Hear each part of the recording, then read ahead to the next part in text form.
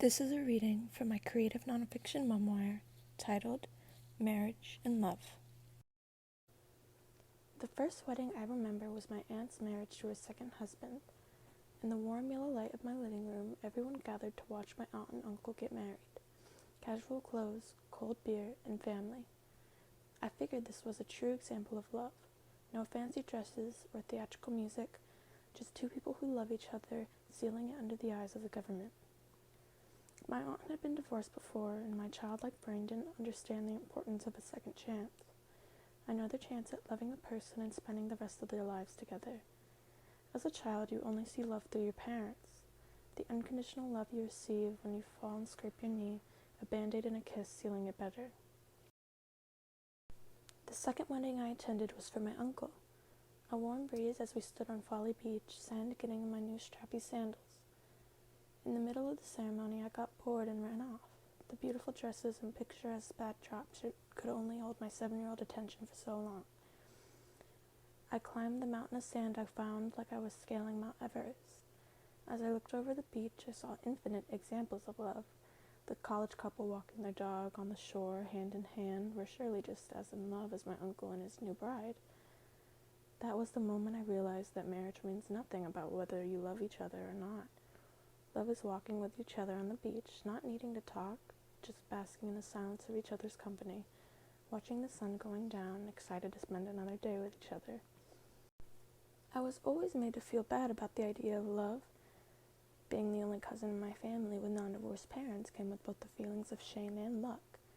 Having married parents who love each other gave me an advantage that a lot of other kids don't have. I never understood having 2 Christmases, waking up in the barren room at my dad's house while he desperately tries to figure out how to do my hair. I'm lucky to know that the marriage my parents had, love keeping it lasting. The third wedding I remember was that of my late cousin Glenda. Glenda was diagnosed with brain cancer when I was very young. I was not old enough to know how her loss would affect me, but I did know that I loved her. Before she died, her and her boyfriend decided to get married, seal their love before they were taken away from each other. It was one of the most emotional days of my family. The unspoken agreement to not think of Glenda's mortality, but celebrate her life. As she walked down the aisle, thin and bald from the chemo, her dress blew in a breeze that was rare for Somerville summers.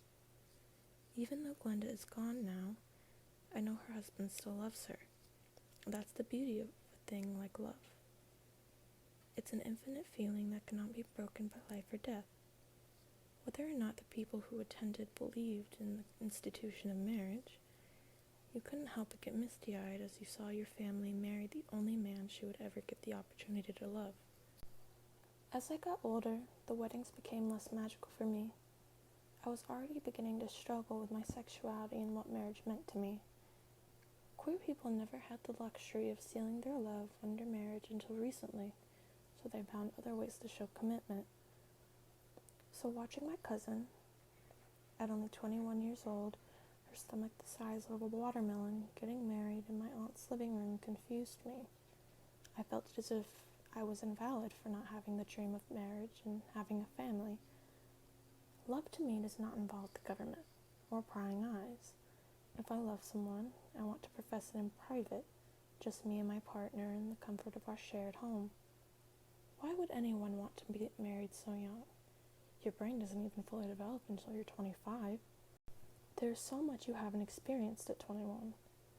For me, your 20s are the time to explore yourself, start making your dreams come true, get a secondary education if you desire it, get a job, start saving. Young marriage feels like a limbo between maturity and childhood, this premature family like you're playing a game of house at elementary school recess. How can you know how to take care of a husband and a baby if you can barely take care of yourself? Marriage to me feels like the last point in my timeline of love. Once you feel an unconditional love for someone, you share a home, you have everlasting commitment, then it is time to share that with the world. My love is personal, it's powerful, and that is nothing that can be improved or changed by the constitution of marriage.